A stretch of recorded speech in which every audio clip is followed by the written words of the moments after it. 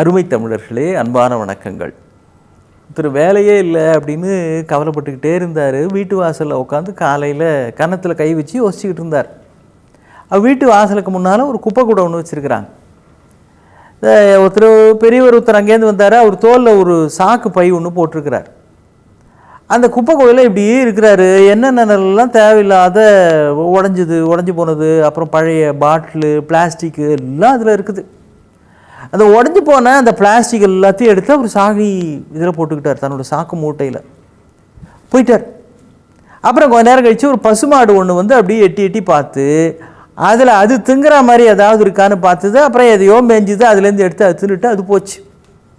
அப்புறம் இந்த rack bigger அப்படின்னு சொல்லுவாங்க, பழைய பேப்பர்லாம் மட்டும் எடுத்து அதை கொண்டு போய் அந்த பழைய பேப்பரை வச்சு செய்யக்கூடிய அந்த நிறுவனத்தில் கொடுத்தா அவங்க காசு தருவாங்க. அந்த ரேக் பிக்கர் ஒருத்தர் அங்கேருந்து வந்தார். அவர் அதில் இருந்த பிட்டு பேப்பரு, கிழிஞ்சு போன பேப்பரு, துண்டு எல்லாத்தையும் எடுத்து அவர் ஒரு பையில் போட்டுக்கிட்டு அவர் போனார். இந்த கன்னத்தில் கை வச்சுக்கிட்டு வேலை இல்லைன்னு யோசித்தாரே, அவருக்கு அப்படியே இது ஒரு பெரிய தரிசனம் மாதிரி இருந்தது. ஒரு குப்பை கூடையை வச்சே 3 பேர் சம்பாதிக்க முடியுது, ஒரு மாடு தன்னோட வயிற்றை ஒப்பிக்க முடியுது அப்படின்னா இவ்வளோ பெரிய உலகத்தை வச்சுக்கிட்டு நாம ஏன் சம்பாதிக்க முடியாது, வேலை தேட முடியாது அப்படின்னு அவருக்குள்ளே ஒரு விழிப்பு வந்தது அப்படின்னு சொல்லுவாங்க. பார்க்க தெரிந்தால் பாதை தெரியும், பாதை தெரிந்தால் பயணம் தொடரும்னு கண்ணதாசன் எழுதுவார். கண்ணதாசனுடைய அருமையான வாழ்வியல் செய்திகள் எல்லாம் அவர் திரைப்பட பாடலையே வச்சிருக்கிறார். அதில் ஒரு வரி தான் இது, பார்க்க தெரிந்தால் பாதை தெரியும் அப்படின்னு. எனது பாதை தெரியணும். நீங்கள் வாழ்க்கை பயணத்தில் நம்முடைய பாதை எதுன்னு முதல்ல தெரியணும். பஸ்ஸில் போகிறோம், காரில் போகிறோம், ட்ரெயினில் போகிறோம், இப்போ ஆகாய விமானத்தில் போகிறோம். இந்த மாதிரி பயணங்கள் பல வகைப்பட்டது தான். இது எல்லாத்தையும் விட கொஞ்சம் ரிஸ்க் நிறைஞ்ச பயணம் எது தெரியுங்களா? இந்த சாலையில் போகிற பயணம் இல்லை, ஆறு கடல் இதிலெல்லாம் போகிறோமே, படகு கப்பல், இந்த மாதிரி போகிறதுல தண்ணியில் போகிற இந்த பயணம் தான் கொஞ்சம் ஆபத்தானது. ஏன் தெரியுங்களா? இதெல்லாம் வழியில் போகிறப்ப கார் ரிப்பேர் ஆகுது, இறங்கி நீங்கள் ரிப்பேர் பண்ணிட்டு போகலாம். ஒரு மெக்கானிக் ஃபோன் பண்ணால் பக்கத்து ஊர்லேருந்து அவர் வருவார். இப்போ அதுக்கெல்லாம் வசதி இருக்குது. பஸ்ஸில் போகிறோம், பஸ்ஸு ரிப்பேர் ஆகுது, இறங்கி வேறு பஸ்ஸில் போகலாம். பைக்கில் போகிறோம், பஞ்சர் ஆயிடுது, பஞ்சர் ஓட்டிக்கிட்டு மறுபடி போகலாம். ஆனால் படகுல போகிறீங்கன்னு வச்சுக்கிங்க, பாதி வழியில் படகுல ஒரு பிரச்சனை, என்ன பண்ண முடியும்? நாங்கள் கல்லூரி மாணவ பருவத்தில் கல்லூரி மாணவர்கள்லாம் சேர்ந்து ஏற்காடுக்கு போனோம்.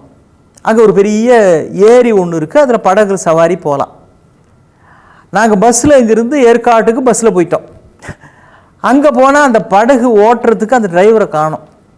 என் கூட இருந்த நண்பர்கள்லாம் எங்கள் பஸ்ஸு டிரைவரையே கூப்பிட்டு, அண்ணே நீங்களே படகு ஓட்டுங்கண்ணே, உங்களோட தான் நாங்கள் வந்தோம், பாதுகாப்பாக ஓட்டுங்கண்ணேன். அவரு நான் எப்படிப்பா ஓட்டுறது அப்படின்னு. இல்லைண்ணே, என்ன அதுலேயும் ஸ்டீரிங் இருக்குது, இதுலேயும் ஸ்டீரிங் இருக்குது, அதுலேயும் என்ஜின் இதுலேயும் என்ஜின், அதுவும் முன்னால் தான் போகும், இதுவும் முன்னால் தான் போகும், நீங்கள் ஓட்டலானே, உங்களால் முடியாதா அப்படின்னு அவரை உசுப்பி விட்டாங்க.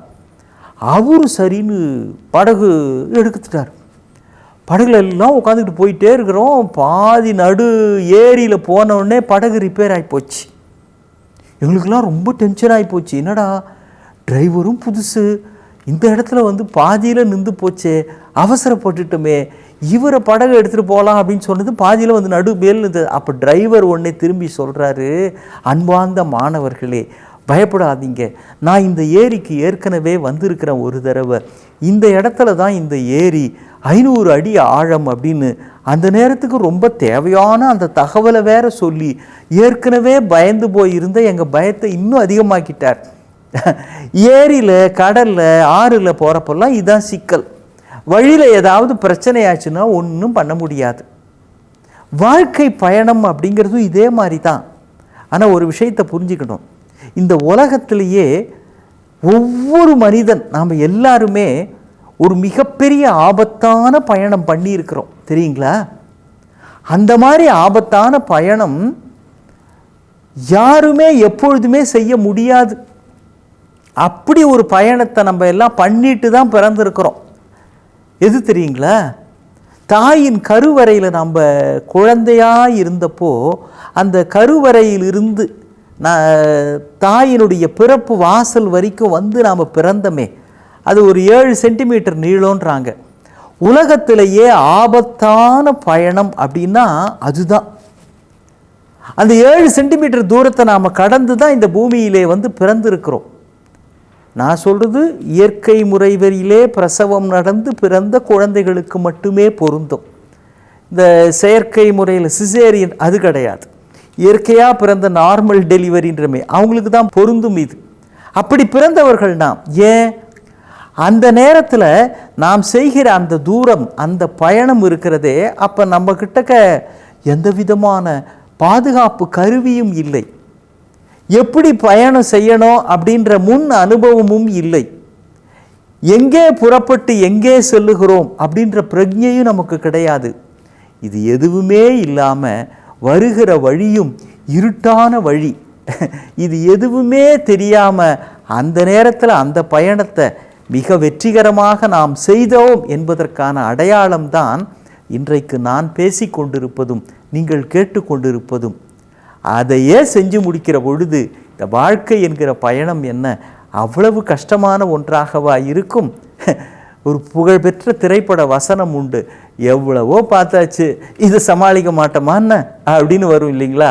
அதே மாதிரி எந்த சிக்கல் சவாலாக வந்தாலும் எவ்வளவோ சமாளிச்சாச்சு, இது சமாளிக்க மாட்டோமான்னு மிகப்பெரிய ஆபத்தான பயணத்தையே கடந்தவர்கள் நாம் நினச்சா இது என்ன பெரிய பிரச்சனை என்கிற மனோபாவம் தான் ஒவ்வொரு நாளும் நமக்கு தேவையான வலிமையையும் ஆற்றலையும் தந்து கொண்டே இருக்கும். பார்க்க தெரிந்தால் பாதை தெரியும். இன்னும் சந்திப்போம். வணக்கம்.